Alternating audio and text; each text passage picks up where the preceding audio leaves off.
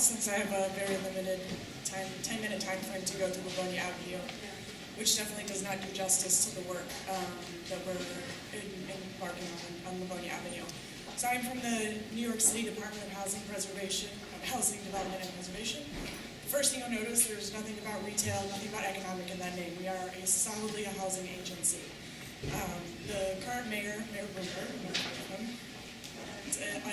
under his new housing marketplace plan, which is an $8 billion plan to create or preserve 165,000 units of affordable housing citywide.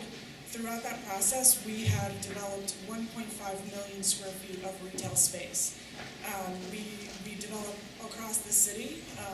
New construction happens on sites where we have city-owned property. Those are typically in the South Bronx, Upper Manhattan, including Central and East Harlem, and in Central Brooklyn, in neighborhoods like East New York and Brownsville, where I'll be focusing today. Those specific neighborhoods that I mentioned are distressed areas of the city. They have seen significant amount of city investment over the last 20 years and have not necessarily experienced the same level of revitalization as the rest of many of the other neighborhoods in Just a little very quick orientation to where East New York is. I'm pretty sure most people are familiar where the borough of Manhattan is. In the red square is Livonia Avenue in the neighborhood of East New York, Brooklyn. The farther you get away from Manhattan, the less of a known entity these neighborhoods are, and there's less information, less data, and their markets are perceived to be much, much weaker. We're hearing to that I'm going to be focusing on phase one, but the Livonia Avenue Initiative is a multi-phase process. Phase one, we have designated a developer for. Phase two, the RFP will be released, hopefully in 2014. And the future phases are actually, on to the left is the neighborhood of Brownsville, and there's currently a community process that's happening, and so we're waiting for that to play out a little bit further before we release an RFP. This gives you a very stark image of what we're working with in the built context. HPD has owned lots of property over the years. Our portfolio is dwindling rapidly. We essentially are the largest landholder in this. This is just phase one, so this doesn't include that second section of Livonia Avenue. So we essentially own all of this vacant property along Livonia Avenue. And as you, just a quick note, that we're doing affordable housing with retail, and we're going to balance that with community facility space as well. And we added in a fifth site, which is going to become the Boys Club of New York Clubhouse. This is a game changer for the neighborhood. This is our anchor institution. So the first phase, we designated Martin Dunn and his development corporation, the Dunn Development Corporation. We couldn't have asked for a better team. They came out as the top proposal, and he actually started his career in East New York, so has a strong connection to the local groups in the neighborhood, and he also understands the challenges and the opportunities there. The proposal is bringing 290 units of affordable housing, and so that means the population will add about 600 new people, approximately 14,000 square feet of retail space, and 20,000 square feet of community facility space. The community facility space will have some retail-ish tenants in there, so it really is a mix of goods and services that we're going to be bringing.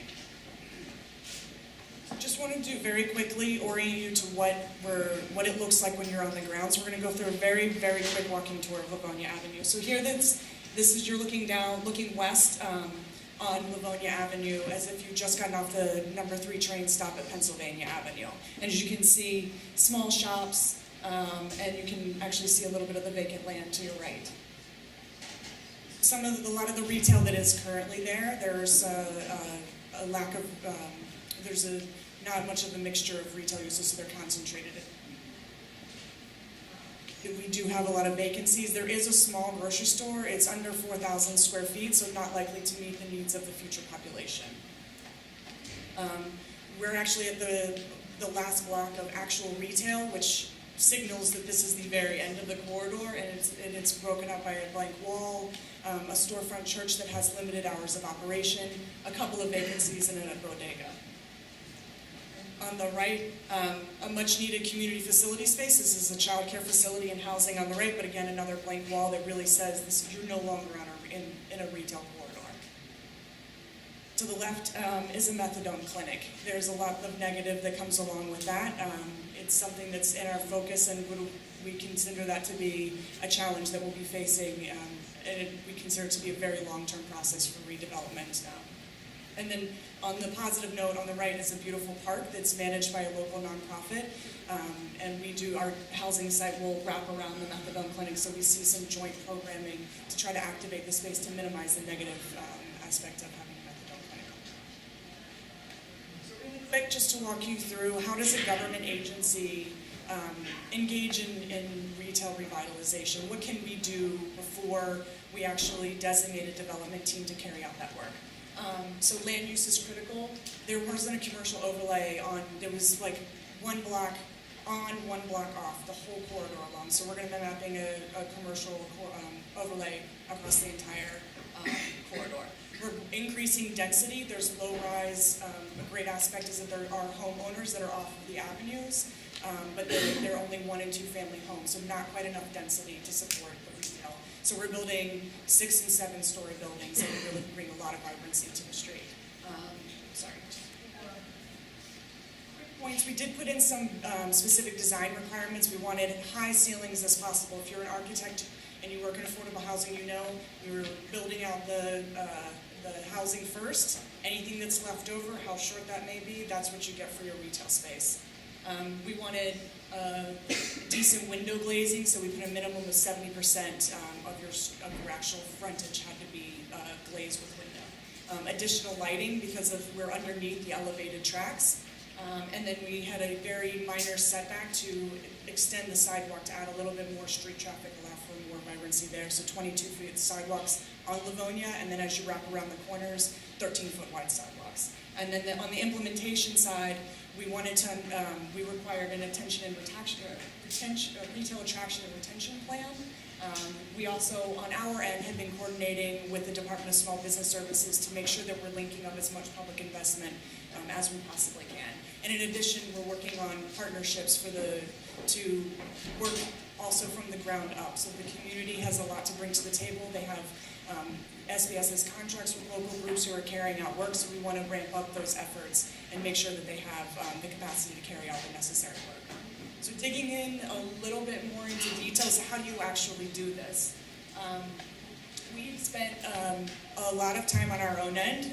We essentially just carried out a research project internally to better understand the critical retail policies that are needed for an agency to help affordable housing developers also be able to carry out successful retail projects.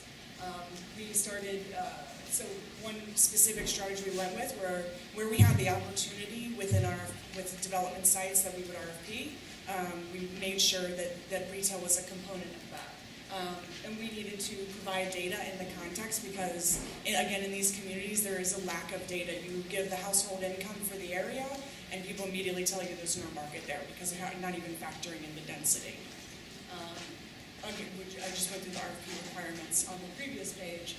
The Livonia Avenue RFP is where we piloted the vast majority of our retail policies. This is the first time we gave a competitive score to a retail plan. 25% of the overall score went to that retail. So you had to come in with letters of interest from retailers, not only in addition to complying with the RFP guidelines, and show us how are you going to attract and retain tenants for the duration. And in addition, we're building our internal capacity because we know it really is a true partnership when we work on these projects. And because this is going to be a long multi-phase project, we're going to be here for at least another 10 years before we're no longer really needed as part of the picture. We created the retail vacancy survey, so we wanted to look at what if we financed in those 10 years. So what did we get for financing 1.5 million square feet of retail space? Data sets like this are really critical for us because we can understand not only what our vacancy rate is, but also when we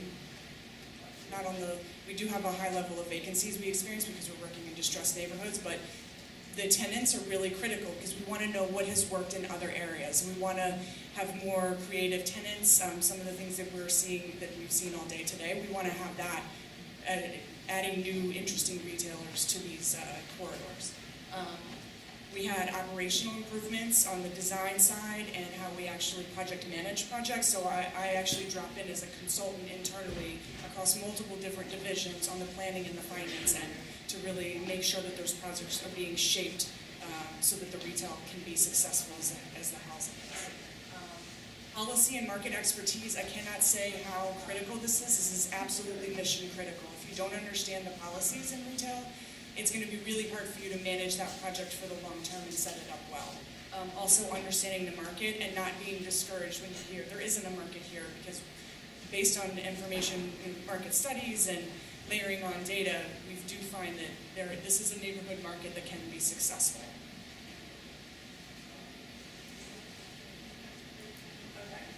So this is what we're going to get. Phase 1 is going to be the build out with some lovely ground floor retail spaces with some density above. I wanted to just show this picture because this is what the view is when you're looking at all of the phase 2 sites. It is stark that we're basically working with a blank slate here.